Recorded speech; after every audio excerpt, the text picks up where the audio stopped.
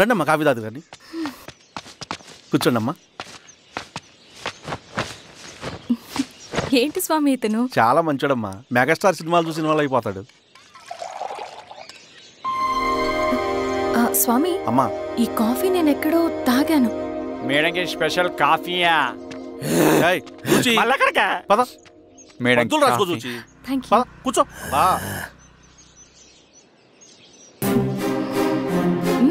Coffee బాగుంది. ఎవరు చేశారు? మా రవణ పెట్టాడమ్మా. రవి?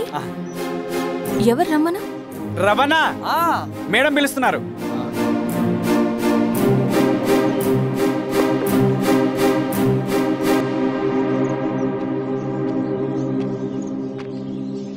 ఇతనే రవణ. శిరీష మీరా? రవి నువ్వేంటి ఇక్కడ? కాఫీ బాగుందా? చాలా. అది కాదు రవి, నువ్వు ఇక్కడ? ఈ హోటల్ మనోల్దే. మన ఫ్రెండ్స్ అందరు బాగున్నారా? చాలా బాగున్నారు. అవును మీరేంటి? ఏమైందన్నా? అన్నా స్వామి త్వరగా కార్తీ, జాగ్రత్త అన్నా, త్వరగా పట్టి అన్నా, త్వరగా పోనీ.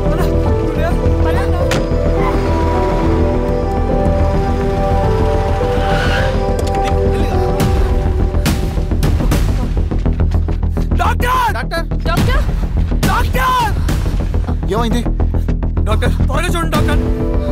లోపల తీసుకురండి.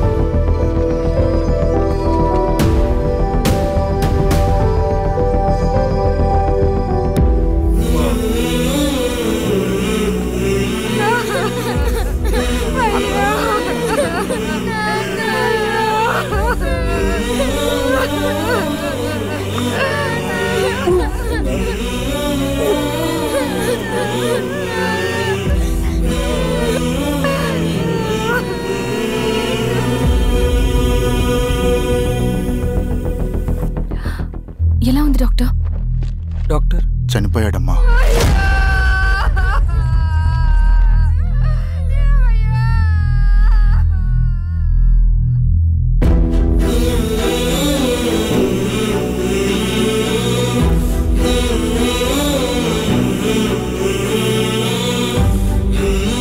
ఆ పేపర్స్ ఏంటి రవి?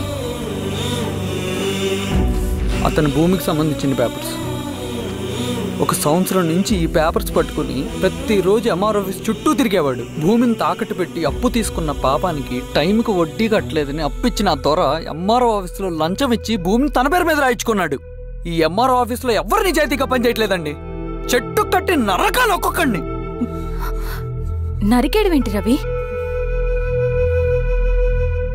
నువ్వు కాగితం మీద ఒక బొమ్మ గీస్తావు, ఒక చోట సరిగ్గా రాదు, ఏం చేస్తావు? ఎరేజర్తో సరిచేస్తావా, లేకుంటే ఆ పేపర్ని చింపేస్తావా? మరి మనుషుల విషయంలో ఎందుకు రాదు ఆ ఆలోచన?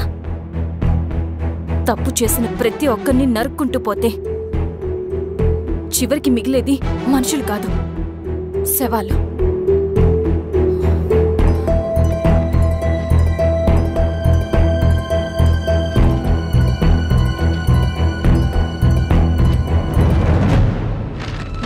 పదరవి రా.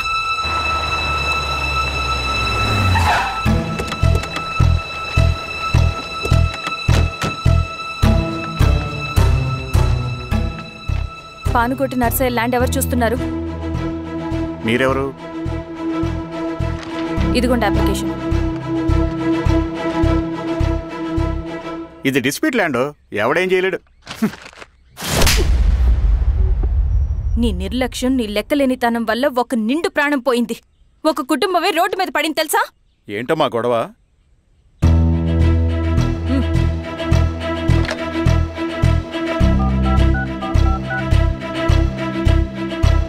Hello sir.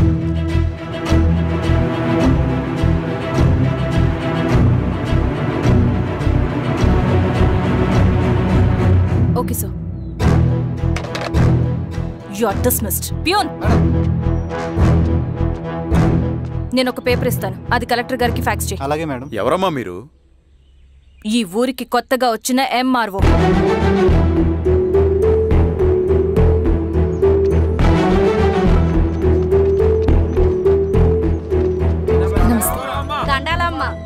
మీ పరిస్థితులు నాకు తెలుసు. పని చేస్తేనే మీకు పూట గడుస్తుంది. పనులు మానుకుని మీరు ఈ ఆఫీస్ చుట్టూ తిరగాల్సిన అవసరం లేదు. మరి ఎట్టాగమ్మా? నేనే మీ ఊరొస్తాను. ఆ రోజు అరగంట వీలు చూసుకుంటే చాలు, మీ పని పూర్తయిపోతుంది. దండాలమ్మా.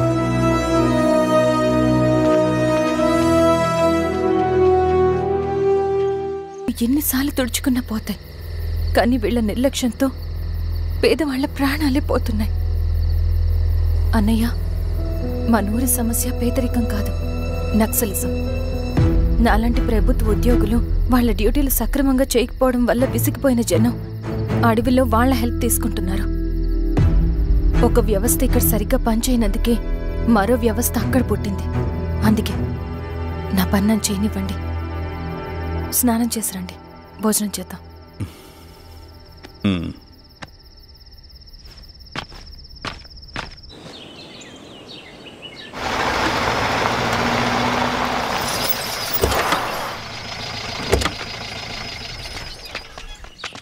నమస్కారం అమ్మా. నమస్తే. ఇలా రండి. మీ ఊరు నుంచి కొందరు ఎంఆర్ఓ ఆఫీస్లో అప్లికేషన్స్ ఇచ్చారు. తను వాళ్ళ పేర్లు చెప్తారు, వాళ్ళని పిలవండి. అలాగే మేడం. వెళ్ళండి. Madam, coffee. నువ్వెప్పుడు వచ్చావు రవి? మీరు గంటకోసారి కాఫీ కావాలంటారు కదా, మాటి మాటికి వెళ్ళి రావడం ఎందుకని వచ్చేసా.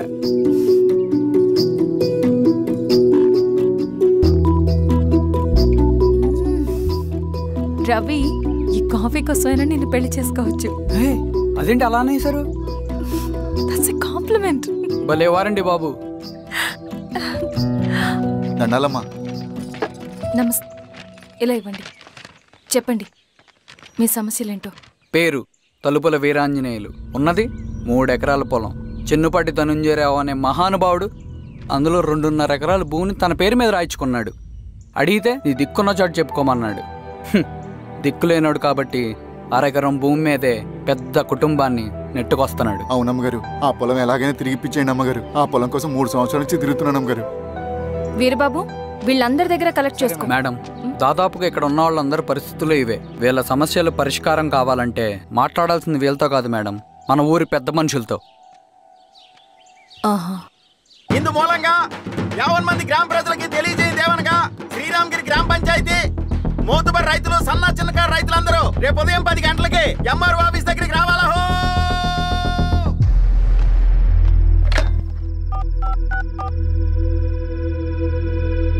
హలో, ఎవరు? నమస్తే బాబాయ్, నేను ఈశ్వర్ రెడ్డి. ఈశ్వరా, ఎలా ఉన్నావు? బాగున్నా. చెప్పు బాబాయ్, శిరీష్ ఎంఆర్ ఆఫీస్లో భూ సమస్యల గురించి రేపు మీటింగ్ ఏర్పాటు చేసింది. ఈ విషయం మన వాళ్ళంతా ఎలా తీసుకుంటారో అర్థం కావట్లేదు. అందుకనే మీకు ఫోన్ చేశాను. శిరీష్ చెప్పింది చేయండి, అదే మనకి కలిసి వస్తుంది. సరే బాబాయ్, ఉంటాను.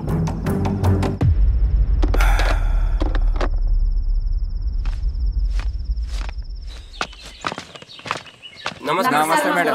నమస్తే అమ్మా. కూర్చోండి.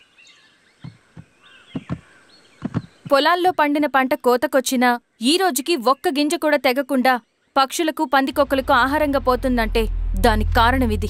ఈ ఊరికి పట్టిన దౌర్భాగ్యం మీరు చేసిన అక్రమాల చిట్టా. కడుపు మంటతో ఉన్నవాళ్లు మీరు చెప్పిన కూలీకొచ్చి ఎందుకు పనిచేస్తారు? దౌర్జన్యాలు చేసి దిక్కున్న చోట చెప్పుకోమన్నారు. ఇప్పుడు అడవే వాళ్ళకి దిక్కైంది. అది ఎవరి తప్పు? మొత్తం 100 ఎకరాల పైచిలుకు భూమి వాళ్ల దగ్గర దౌర్జన్యంగా లాక్కుని ఇన్ని సంవత్సరాలుగా మీరు అనుభవిస్తూ ఉన్నది. మీ అంతట మీరుగా తిరిగిచ్చేస్తారా, లేదా చట్టం ఎలా పనిచేస్తుందో మీకు చేసి చూపించమంటారా? అలా చేయండి మేడం. నువ్వు ఆగవే నరసింహులు. ఏం చేయాలో మా ఎంఆర్ఓ గారికి బాగా తెలుసు.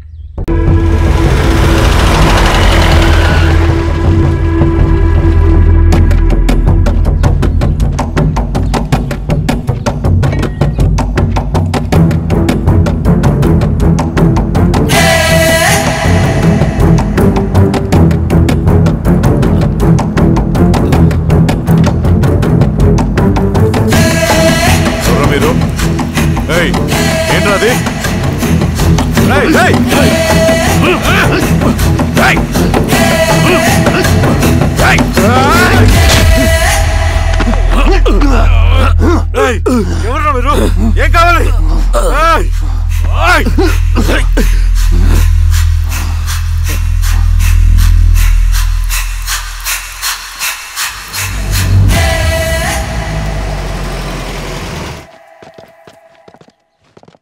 సార్ మన పోలీస్ టీం అడవంతా జల్లెడ పడుతున్నారు sir. You don't worry sir. చూడు ఇన్స్పెక్టర్, సాయంత్రంలో ఈశ్వరయ్య ఇంట్లో ఉండాలా. వాడికి ఏమైనా అయితే మీ డిపార్ట్మెంట్లో ఏ ఒక్కడిని విడిచిపెట్టను నేను. అమ్మా, వాణ్ణి కలవటానికి వచ్చాను నేను. ఇంతలో ఇలా జరిగిపోయింది. నువ్వు ధైర్యంగా ఉండమ్మా. సార్, ఈ కంప్లైంట్ మేడం సైన్. ఇదిగో, దీని మీద సంతకం పెట్టమ్మా.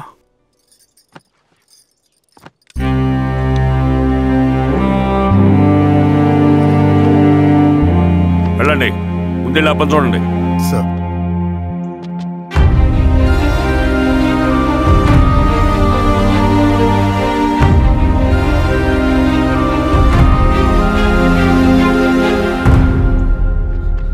అయ్యా అయ్యా అయ్యా, మన పొలంలో అయ్యా. ఏమైందిరా? ఈశ్వర్య శవం శవం శవం. చెన్నారెడ్డి,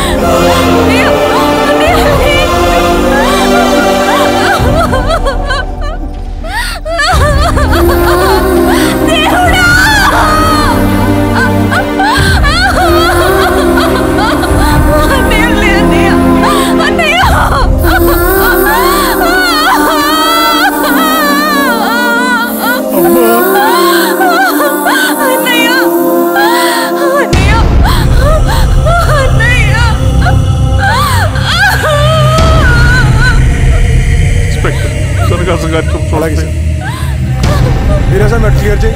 మీరందరూ జరగండి మా పక్కకి.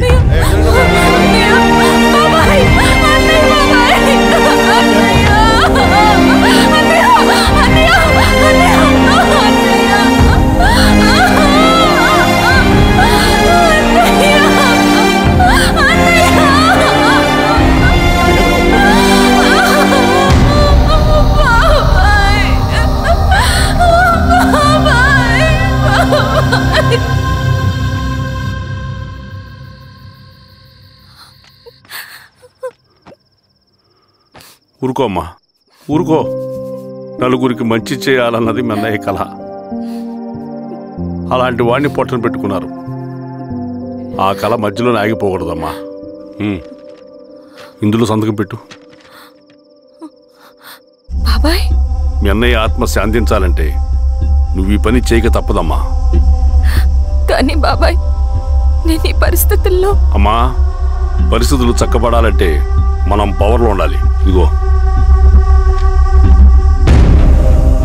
నువ్వు పెట్టిన ఒక్క సంతకం చాలామంది జీవితాలు మార్చింది. నువ్వు పెట్టబోయే ఈ సంతకం ప్రజాస్వామ్యాన్ని బతికిస్తుంది. పెట్టమ్మా.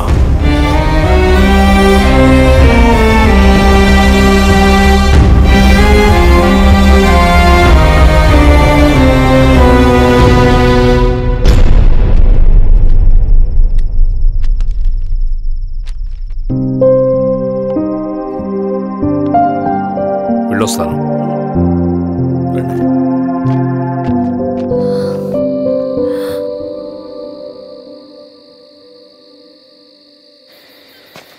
లాల్ సలాం కామ్రేడ్.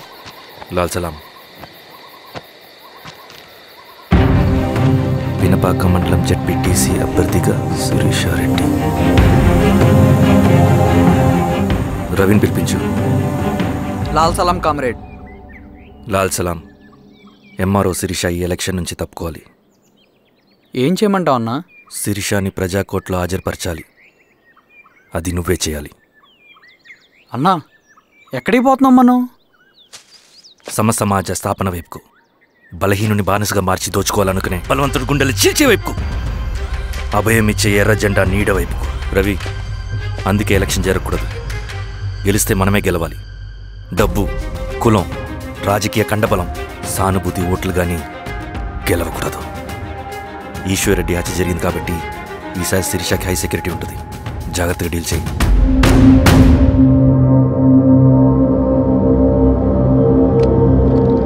ఇక్కడ విప్లవ లక్ష్యాలకే తప్ప ఎమోషన్కి చోట్లేదు రవి. హత్యకి గురైన నరసింహులకు 2 పసిబిడ్డలున్నారు. అలాంటి ఎందరో పసిబిడ్డల భవిష్యత్తు కోసం మనం ఇచ్చేసినాం రవి.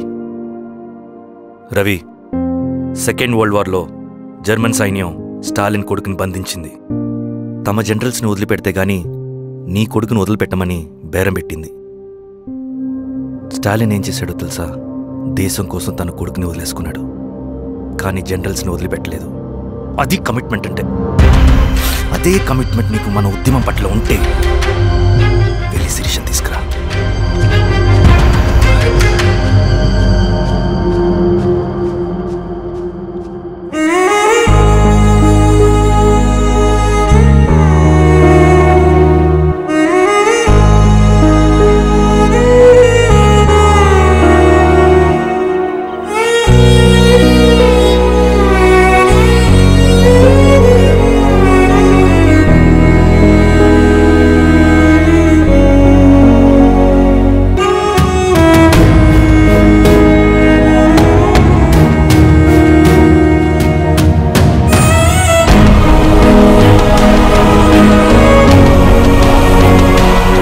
అదే కమిట్మెంట్ నీకు మన ఉద్యమం పట్ల ఉంటే వెళ్ళి శిరీషను తీసుకురా.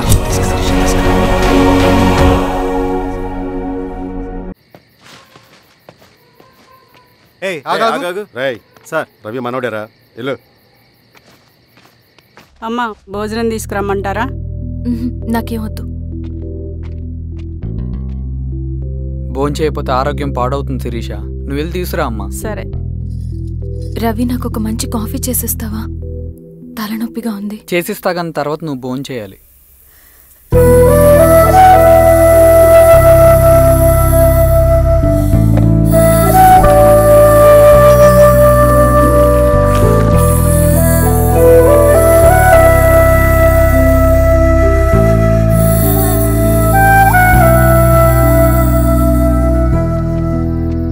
మీరేంటిలా? మంచినీళ్ళ కోసం వస్తున్నాను. ఓ, లోపల ఉన్నాయి, పదండి.